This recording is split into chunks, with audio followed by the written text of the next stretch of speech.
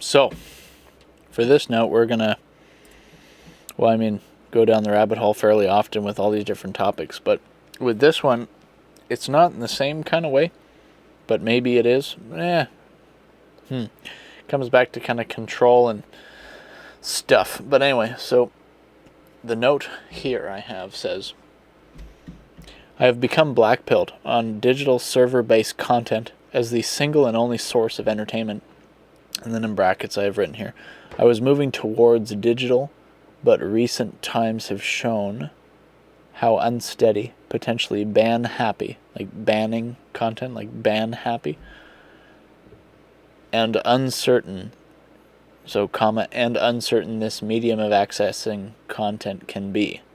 If you don't have it in your hand or on a locally stored, non-server dependent device, then you cannot guarantee you will have it in the future. So essentially on the topic of like streaming movies and video games, entertainment, I was probably like, especially like with like the PlayStation 4 era, becoming more willing to entertain the idea of having stuff just kind of completely digitally owned and operating in that kind of way where you just, you get good deals on PlayStation Store, PlayStation Plus games, whatever. And like on Steam. Steam's probably one of the biggest platforms that's helped to really normalize just owning games digitally. And then Netflix and all these other places with just streaming movies, and you're paying your fee and you get access to the whole content library, right? And for a time, I may have been like, you know what? It's not cluttered, or it's less clutter. Although sometimes, like, I do like owning, I think, physical game discs as well. I think there's like a nostalgia factor to that, maybe, possibly. But I was probably coming around to this idea of like just kind of moving more into just owning stuff digitally. Probably like let's say somewhere between 2017 to 2019-ish, beginning of 2020. But then once I like saw like all like the stuff that happened during the like 2020, and like when they started like the woke stuff really kind of came out in full force and started like either try to censor stuff or maybe talking about banning stuff, like with like the censor warning at the beginning of Gone with the Wind. And I think Disney Plus still has that for at least some of their older content where they have like that trigger warning at the beginning. Like all this stuff, and people could make the argument, well, like that's just a trigger warning, like get over it, like they're not taking it off or whatever. It's like, yeah, but still, like what is this representative of in like the climate culturally in the West? Like the fact that they feel the need to put the trigger warning in there, like what does that say? What does that mean, right? So, and like when you talk about like removing content because of like, it's, the whole modern audiences tagline. Anyway, things that might trigger you, but trigger in the opposite way. It's like the trigger warning things I think are probably some of the most triggering to me, because like, guys, can we like get over ourselves or whatever? Like, anyway. So I became kind of blackpilled on this while all that was happening in COVID and stuff, or during that time.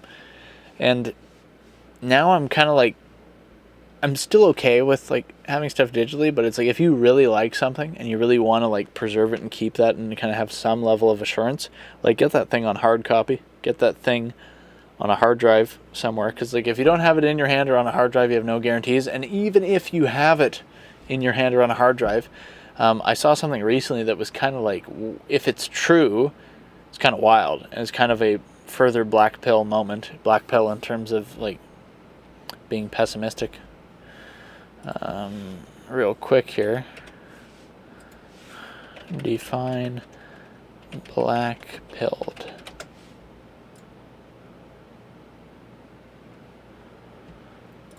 Based on the provided search results, black pilled refers to a mindset or attitude within the incel community characterized by acceptance of, they just had to bring in the incel stuff, acceptance of futility, recognizing that fighting against a perceived feminist system is hopeless. Okay, I wasn't expecting it to slant specifically towards the incel stuff.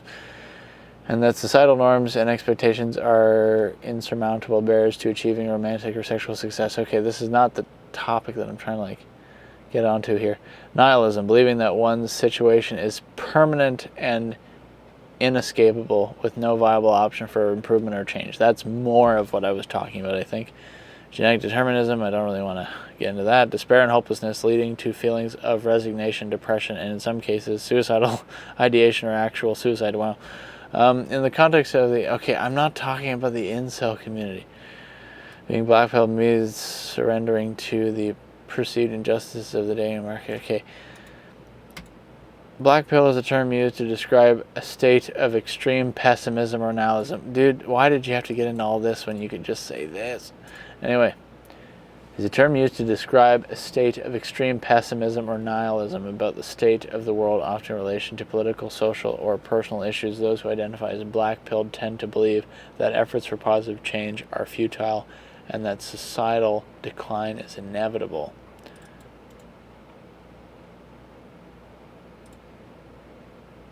Let's not get rid of that.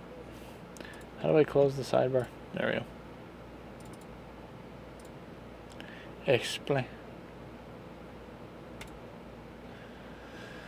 Pessimism is a mindset or attitude characterized by a tendency to expect negative outcomes or to see the worst aspect of situations. So, I'm kind of becoming a bit more black-pilled on the digital stuff because... here's another example that kind of reinforces this. Because it's probably sold as this great convenience. Like, you don't have to buy discs anymore. You just click a button. You don't even have to get up and go and get the disc and put it in your machine. You just click a button, or you just talk in your remote. Bam, it's there. Click the button, press play. It's all good. It's like kind of like super duper convenient, right? But like, what happens when they're like, you know what, your show that you like, we think is offensive. We're going to remove that. And now, you can't get it on etc. platform. Can you find it somewhere else? Maybe. Do you have to go and pirate it now because it's not available anywhere? Hopefully that's not the case, because I'm not somebody who's a promoter of piracy. Emulation is a bit of a different argument, because if you have a copy of the game and you emulate, I'm not sure if that's illegal or not. I don't know if it's okay. I don't want to look it up right now, and I'm not 100% sure. So feel free to look into that yourself, and do the right thing. But getting back to the point here, it's like streaming and everything is kind of sold as this convenience, but then once you get into the depths of the issue, and what could happen if the people streaming it deem the thing as problematic now, given modern audiences, then what do you do when they take off your favorite show because they think it's offensive or whatever they say? And what do they do when your game that you like to play, which was fine, or maybe considered more fine a while ago, is just gone? And so something that I saw recently, there was this YouTube video that was only, I think, maybe 7 minutes long or something, and I think the video was titled A Theory, but it was essentially, it's about Assassin's Creed Brotherhood.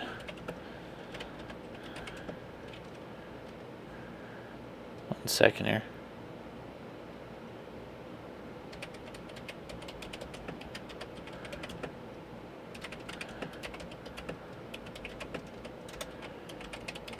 So it was, okay, so the video is by Zombie Gamer Cat, right? And the thumbnail is "You Will Own Nothing," and it has the Ubisoft logo and then a game disc with an X over it. And so I'll just really quickly pull up the video, put it in theater mode real quick, pop over the other screen. So this right here. The Ubisoft broken disc theory, you will own nothing. So I don't, it's only around 5 minutes. So I don't know if this is confirmed at all. But if it is, and he just has like gameplay footage of Black Ops 2 in the background, but it's like, if what he's talking about here is true, then this is like worse than I even thought before watching this video. I think like I saw this one day and I was like, dude, or something like that. My reaction was like probably something like that, where it's, if this guy is accurate and correct in his deduction, then the I don't know if you want to call it the censorship of entertainment or the deplatforming of entertainment, whatever you want to call it, it's like worse than you thought if this is true. Because what this guy, I think, in summary, is talking about here, like I'll quickly summarize what he's talking about, is that he had like a copy of, I think, Assassin's Creed Brotherhood, and he just popped it in the Xbox. I think it was an Xbox 360, I think. And he tried to play it and it wouldn't work, I don't think. And then he got another copy later on, and that copy didn't work either. And I think, I don't know what the condition of the first copy was, but I think the second copy was like in pretty good shape, or maybe it was in like great shape. I don't quite remember for certain. And like, as far as I remember, it still didn't work. And so it's one of those things where it's like, is it possible? This is where the real black pill is when it comes to entertainment and stuff like that. Is it possible that even if you have it on physical disc or on a hard drive somewhere, because I used to think if you have it on a physical disc or on a hard drive somewhere, like you're fine, like your media is safe or whatever from the censorship. But if this guy's theory is true, then is it possible that anything, even on a disc or on a hard drive, if it's connected to a operating system, so like Xbox 360 operating system or PlayStation 3 operating system, and that operating system is connected to the internet, and that there needs to be some level of online connectivity for the system to run the game or update the game or whatever, is it possible that through that mechanism they could be like, nope, sorry, the game won't run anymore because we deem it as problematic? Is that a possible future? Because that's like, that literally, that like now not just cuts out the current streaming market for games potentially, or puts that at risk. Like, it not only puts like the current streaming market for games at risk, but now everything up into the beginning of like PlayStation 3, Xbox 360 era is now at risk, if that's true. Like, you literally would have to go back to like GameCube, PS2 era, and original Xbox to like get away from that, because those consoles are not like really internet connected. Like, I think that there was probably ways where you could connect, I think you could connect the original Xbox and the PS2, and I think the GameCube as well, to the internet, but I think it was like kind of limited. Like, it wasn't, I don't think it was like a full integration into the system, into the game system, like how it is on like the PS3 generation, Xbox 360 generation, Wii U, I mean, if you want to get, or Wii, sorry, and then Wii U, if you want to get specific, but Wii U is kind of PS4 generation. Anyway, moving on. If it's that bad, then it's like really bad, because then, like, for the most part, a lot of the games are not safe. If that's true, if the publisher or the game studio or company, or maybe even the platform, like if Sony decides, all the Ubisoft titles are problematic, you can't play those. And because like you're on a PS3 and that's connected to the internet, if you've updated to the latest version of system software, you can't do it. So then now do you have people like jailbreaking their PS3s or whatever and going back to an older version of the system OS to try to like avoid having that kind of hardware level censorship happening, if that's actually what's potentially going to happen? Like, we're getting into like a kind of dystopic, like pretty dystopic theory on like how entertainment media could morph, or I want to say transform into, but it's not even, it's like a worsening of the state of things. Like, the comparison of like when I went into college versus like now on the other side of it, as like we're moving onward and onward into everything else, like it's such like potentially a different playing field, where it's, like, if this is true, this is like not good, like not good. So like, I mean, for all of our sakes, hopefully this guy's wrong. But at the same time, if he's right, like, it's bad news. It's bad news.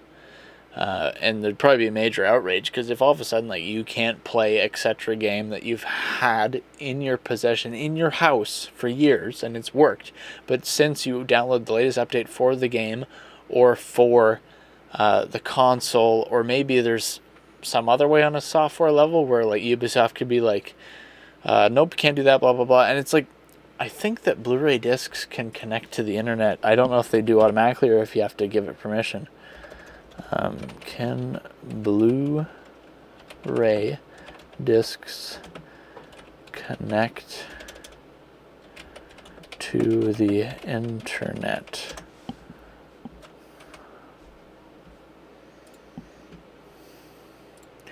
Okay, so based on the provided search results, here's a concise answer. Some Blu-ray disc players can connect to the internet, but it's not a standard feature for all models.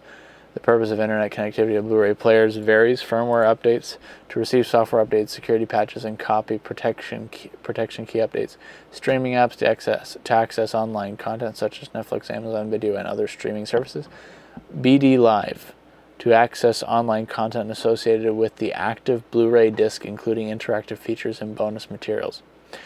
This is one of the ways that they could really make things bad if they wanted to. So, like, okay, first of all, it's good that if there are Blu-ray players that can't connect to the internet, then that might be a good thing, although those might be kind of niche and old and either hard to find or maybe become expensive if this thing plays out the way that it could. Because at that point, you're basically like, it's like, if there's a way that they could do it, then there's a risk that they can do it, right? And so in this case, it's like, if the Blu-ray player or the disc itself, like, because have you ever had, like, when I've popped a Blu-ray disc or whatever, I think it was a Blu-ray disc, into my PlayStation 5, and it's like, or maybe PlayStation 4, and it's like, do you want to allow this disc to connect to the internet? I think I've seen a message, something like that.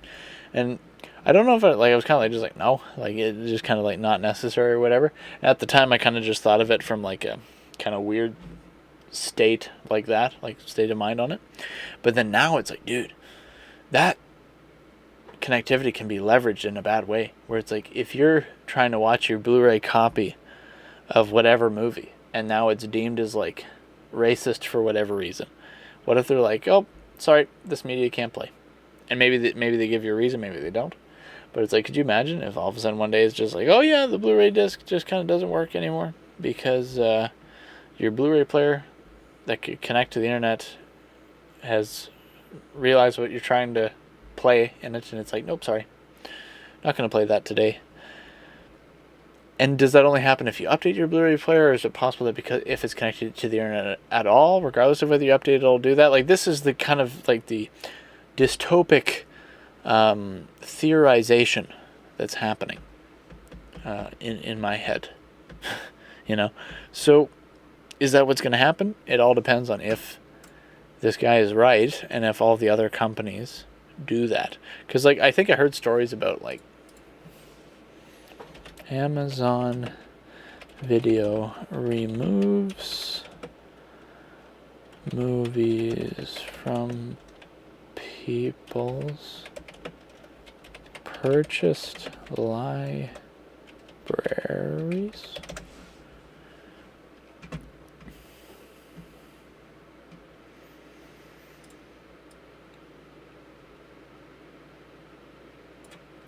Amazon Prime Video has been known to remove movies from customers' purchase libraries due to licensing restrictions or other reasons. It's the other reasons that's potentially the real problem. Although licensing restrictions, you could argue, could also be like stretched as a term. Whether they've done that, I don't know. This practice has been reported by several users and has sparked controversy among consumers. Reasons for removal: Amazon. According to Amazon's terms of service, purchased digital content may become unavailable. Purchased digital content. You bought the thing and they can take it away. May become unavailable due to content provider licensing restrictions or other limited reasons. What does that mean? They probably tell you what it means maybe, but who knows if it's like in a way that's fully defined or properly understood, or even if it is, can they just stretch that term to mean what it means? Is it like hate speech, where it's like, who defines what that is? You know? So then, moving on. This means that even though customers have paid for the content, Amazon can still remove it from their libraries if the licensing agreement with the content provider expires or is terminated. So people might be understanding of this if you're streaming the content, but you bought the thing. If it's true that you bought the thing and they could just have it removed for whatever reasons that they say it can be removed for, that's kind of wild. And like, you should not trust such a system, because like, you bought the thing. And I don't know, were people given refunds? Were they? I don't know. Anyway, examples of removal. Several instances have been documented where Amazon Prime Video has removed movies from customers' purchased libraries. For example, in 2016, a user reported that Amazon removed 2 seasons of the Adult Swim cartoon Final Space from their library without warning. In 2022, Warner Bros. Removed over 68 titles from all streaming platforms, including HBO exclusive content, and more titles are expected to disappear once their licenses expire. So in this case, it's a bit different, only because it's like, okay, HBO builds their own platform, so then they pull it from Amazon and they own the rights to that content. So then they can pull it and put it on a different platform, because like Amazon, if they don't own the rights to it, if they're just like licensing it or whatever the proper word is, which is just paying them to have it hosted there, but they don't own it, they just kind of have it there, hosted there or whatever, then it's like, okay, I could see an argument for that. But you could even also like get into the kind of convoluted discussion of, should they leave a version on there for the people who did buy it that only can be accessed by the people who bought it? Like, should you leave a private version that is only viewable to people that have already purchased it? Does Amazon have a right to do that? Because if HBO owns the content, they could say, well, we're pulling all versions of this movie from your servers, so there's nothing to view because it doesn't exist on the servers anymore. It could be that simple. But then in that case, is HBO legally required to give all the people that bought it some form of the copy, whether physical or digital, that's accessible somewhere? Because they did buy it. So it's like, if they don't refund. If they do refund, maybe you can make an argument for like, sorry, this is happening, here's a refund, you know, and no harm done or whatever. That might be a response, but doesn't necessarily, it's tricky, because even then people might feel like, what the heck, man? But if they don't give a refund, now we're probably seeing some problems. Yeah, it's just kind of crazy that this is where we're at. It's not crazy when you kind of like, I guess, understand how people are or whatever, but it's just kind of wild. Because it's like, you can't really trust anything, you know? Like, you just kind of can't trust anything. That's why I think like one of like the maybe modern day solutions kind of for this, it's funny because I was thinking about this a while ago. I was thinking like, what if there was like a version, like a software that was like Netflix, but like you could somehow like take your like video files, like whether it's like your downloaded movie files that you have like in MP4 format on your computer or your DVDs, and like put that onto like an app that just kind of not compartmentalizes, but like it holds all of the files in one place, and it looks like a Netflix, you know, user interface, but it's all like your locally stored content, so you don't have to like stream it from any server somewhere or pay a fee. Like, you just buy the thing and then you put it all on that same platform that you have in your house, like a digital thing that you have in your house, and you could just flip through it like Netflix, but it's all your files of your movies that's just there, and you could just watch them, and you don't have to pay no fees or anything because you bought the stuff already. It's like, essentially, is there a software that is just like it looks like Netflix, but you put all your own movies on it, and it just kind of like organizes them and displays them like Netflix? I was thinking about this idea however many years ago. And then 1 or 2 years ago, I came across, I think, a YouTube video talking about this very thing. And I think it was talking about Jellyfin. It was either a video about Jellyfin or Plex, because Plex is, I think, another app that can do this. Although I'm not sure if you need I think Jellyfin is open source, so it's, I think, free to download. I think. I could be wrong. And then Plex, I think, requires a subscription, but I could be wrong. Or maybe you have to do a one-time purchase, or maybe it's a subscription for Plex. I don't know. I don't quite remember for certain. But anyway, there's these softwares that exist that seem to do what I was describing.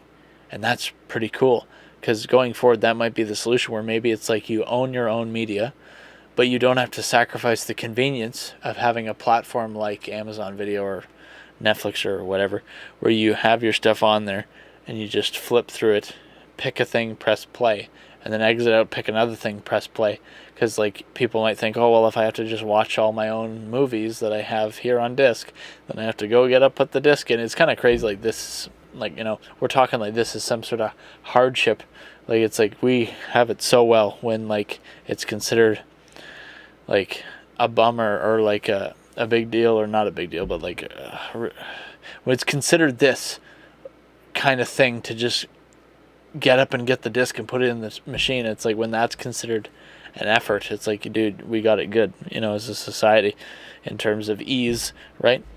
But if you want to have that convenience of these streaming platforms, but in a context of where you own the stuff, it seems like Jellyfin and Plex are options for that.